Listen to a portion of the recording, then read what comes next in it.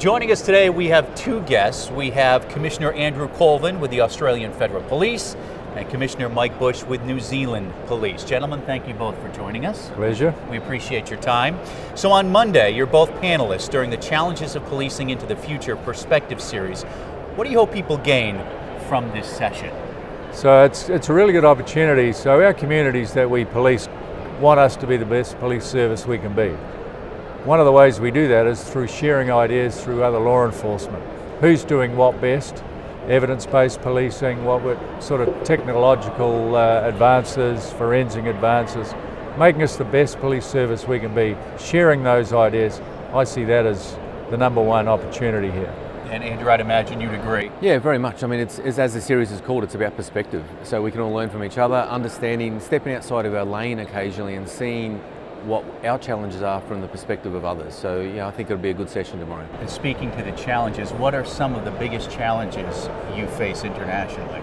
Well, look, I think most police chiefs around the world are obviously worried about the threat of national security and the way that the terrorism threat's evolving. But we also need to, we need to keep our sights very wide and keep our eyes on organised crime. Organised crime's adapting in front of us, it's changing, the use of technology is pervasive in everything that we do. So it's some of these biggest challenges is just about how law enforcement internationally adapts to keep up with the threats that we're facing. And Mike? Yeah, very much the same as Andrew, but I look at it in three ways. So it's the changing demand on police forces, police services around the world. It's not only increasing, it's getting really different to what it was. You still have those traditional challenges, the violence, the family violence, that continues to increase. Sure. But there's that new cyber-enabled crime, there's the national security stuff that changes the demand, so we've got to be better at doing new things. There's also, we're all sort of working in a post-GFC environment, so we've all got to be really efficient with our resources and good to learn what others are doing around that. And the third thing I see for all of us is it's really important to keep our people safe and healthy, our police officers and staff. That's a real challenge for us in this new environment. Of course. Now, what can agencies learn from each other internationally?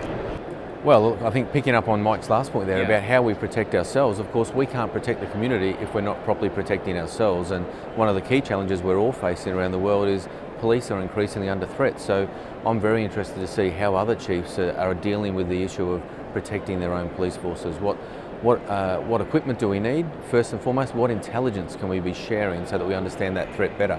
As I say, we can't protect the community unless we can take care of ourselves. It is certainly more of a global community, it seems, every year. Yeah. Speaking to sharing information and working internationally with other agencies, how does that work? Is information being shared? Yeah, absolutely. Yes, I mean that's the value here again.